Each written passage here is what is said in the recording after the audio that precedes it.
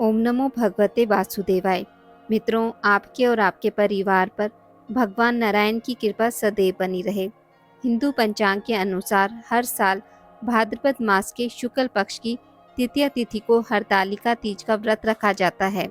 इस दिन सुहागन महिलाएं पति की लंबी आयु और अच्छे स्वास्थ्य के लिए और कुंवारी कन्याएं मनचाहा जीवन साथी पाने के लिए इस व्रत को रखती हैं।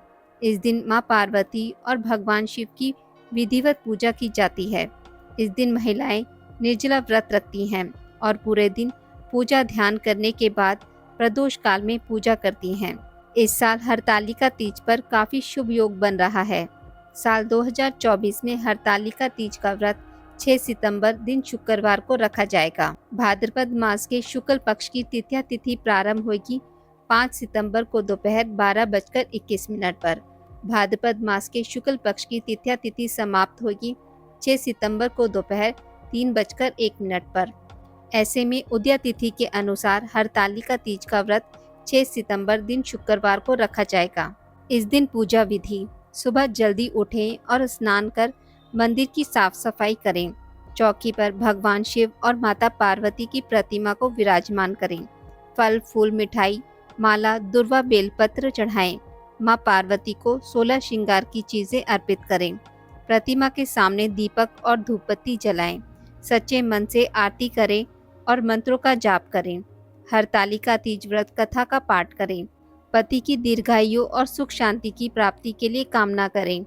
प्रभु को खीर, फल, मिठाई समेत आदि चीजों का भोग लगाएं। अगले दिन व्रत का पारण करें और दान करें। हरतालिका तीज की व्रत कथा: यह कथा भगवान शिव ने मां पार्वती को सुनाई थी। भगवान शिव ने इस कथा में मां पार्वती को उनका पिछला जन्म याद दिलाया था। हे गौरा, पिछले जन्म में तुमने मुझे पाने के लिए बहुत छोटी उम्र में कठोर तप और घोर तपस्या की थी। तुमने ना तो कुछ खाया और ना ही पिया, बस हवा और सूखे पत्ते चबाए। जला देने वाली गर्मी और कपा देने वाली ठंड में तुम नहीं हटी, डटी रही। बारिश में भी तुमने जल नहीं पिया। तुम्हें इस हालत में देखकर तुम्हारे पिता दुखी थे। उनको दुखी देखकर नारद मुनि आए और कहा कि मैं भगवान विष्णु के भेजने पर यहाँ आया हूँ। वह आपकी कन्या से विवाह करना चाहते हैं। इस बारे में आपकी क्या राय है, मैं जानना चाहता हूँ। नारद जी की बात सुनकर आपके पिता बोले, अगर भगवान विष्णु यह चाहते हैं तो उन्हें कोई आपत्ति नहीं, परंतु जब तुम्हें इस विवाह के बारे में पता चला तो तुम दुखी हो गई। तुम्हारी एक सहेली ने तुम्हारे दुख का कारण पूछा तो तुमने कहा कि मैंने सच्चे मन से भगवान शिव का वरण किया है, किंतु मेरे पिता ने मेरा विवाह विष्णु जी के साथ तय कर दिया है। मैं विचित्र धर्म संकट में हूँ। अब मेरे पास प्राण त्याग देने के अलावा कोई और उपाय नहीं बचा। तुम्हारी सखी बहुत ही समझदार थी। उसने कहा, प्राण छोड़ने का यह कारण ही क्या है? संकट के समय धैर्य से काम लेना चाहिए। भारतीय नारी के जीवन की सार्थकता इसी में है कि जिसे मन से पति रूप में एक बार वरण कर लिया, जीवन पर्यंत उसी से निर्वाह करे।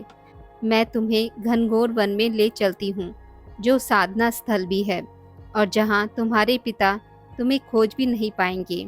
मुझे पूर्ण विश्वास है कि ईश्वर अवश्य ही तुम्हारी सहायता करेंगे। तुमने ऐसा ही किया। तुम्हारे पिता तुम्हें घर में ना पाकर बड़े चिंतित और दुखी हुए। इधर तुम्हारी खोज होती रही, उधर तुम अपनी सहेली के साथ नदी के तट पर एक गुफा में मेरी आराधना में लीन रहने लगी। तुमने रेत के शिवलिंग का निर्माण किया।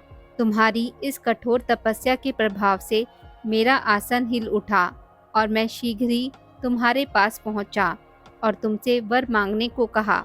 तब अपनी तपस्या के फलीभूत मुझे अपने समक्ष पाकर तुमने कहा, मैं आपको सच्चे मन से पति के रूप में वरण कर चुकी हूँ। यदि आप सचमुच मेरी तपस्या से प्रसन्न होकर यहाँ पधारे हैं तो मुझे अपनी अर्धांगिनी के रूप में स्वीकार कर लीजिए। तब तथास्तु कहकर मैं कैलाश पर्वत लौट गया। उसी समय गिरिराज अपने बंधु बांधवों के साथ तुम्हें खोजते हुए वहां पहुंचे। तुमने सारा वृतांत बताया और कहा, मैं घर तभी जाऊंगी अगर आप महादेव से मेरा विवाह करेंगे। तुम्हारे पिता मान गए और उन्होंने हमारा विवाह करवाया। इस व्रत का महत्व यह है कि मैं इस व्रत को पूर्ण निष्ठा से करने वाली प्रत्येक स्त्री को मनवांछित फल देता हूँ। इस पूरे प्रकरण में तुम्हारी सखी ने तुम्हारा हरण किया था, इसलिए इस व्रत का नाम हरतालिका व्रत हो गया। आज की इस वीडियो में बस इतना ही। मित्रों, अगर आपको मेरी वीडियोस पसंद आती हैं तो इसे लाइक और शेयर ज़रूर करें और पूजा पाठ से जुड़ी जानकारी के लिए मेरे चैनल को सब्सक्राइब करना ना भूलें। धन्यवाद।